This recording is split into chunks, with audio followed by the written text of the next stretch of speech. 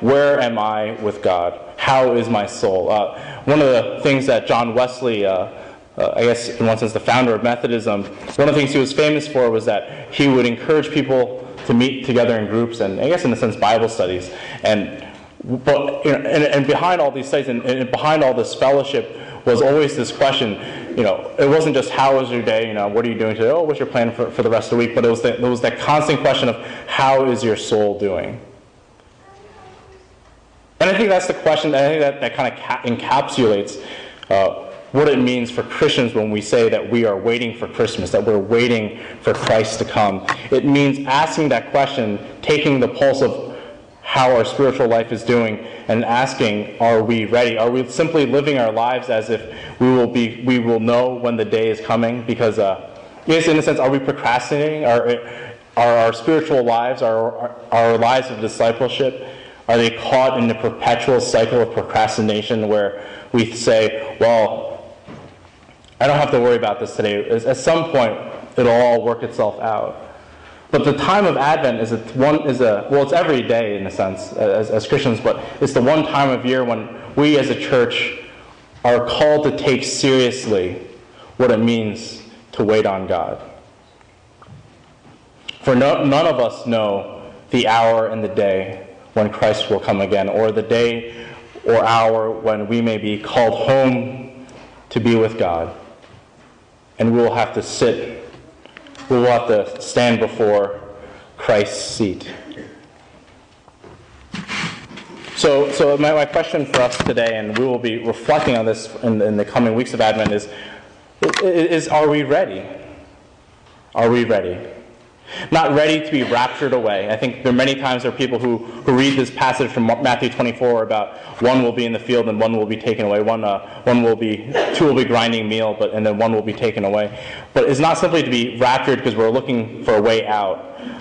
Not looking to the future in a sort of escapism.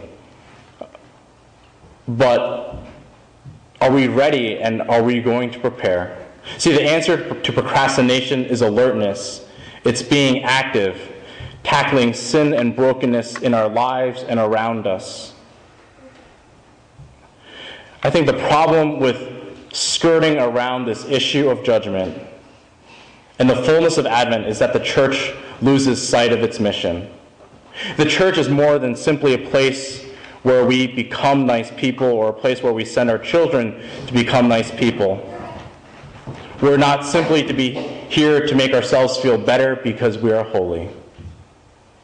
We're here because we believe in a deep and fundamental way that we are broken people, that we cannot do it alone. We're here because we believe in God, that we believe that it is in fact the love of Christ that sustains us. We believe that we are people in need of forgiveness. But more than that, we're not simply content to sit there wallowing in our condition.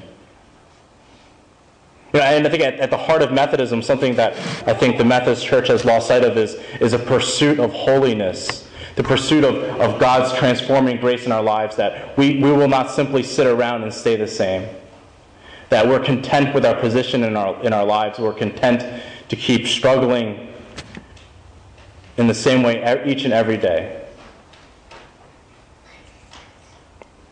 So this Advent, I invite all of you to remind ourselves that we as a church are in fact about life-saving.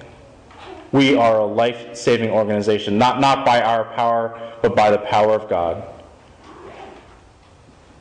It is about seeking that saving for ourselves. Each and every one of us have things in our lives that in those moments when we can see clearly and think clearly, we want to be delivered from. I don't know what that is for you, but every one of us has at least one thing. That's our thorn in our side, that thing that oppresses us, that binds us, that keeps us from living freely. Church, in Advent, we're reminded that we don't have to stay that way, because the church is about life-saving. So it's life-saving because we need it ourselves, but it's life-saving because the church is about seeking the lost, proclaiming the gospel, and seeking healing and justice throughout our world. And so just to go back, are we preparing ourselves for Christmas? Are we preparing ourselves for Jesus to come in this world? Whether individually in our hearts each and every day, whether it's in the kingdom growing and the world being transformed. Are we ready? Are we ready? Let us pray.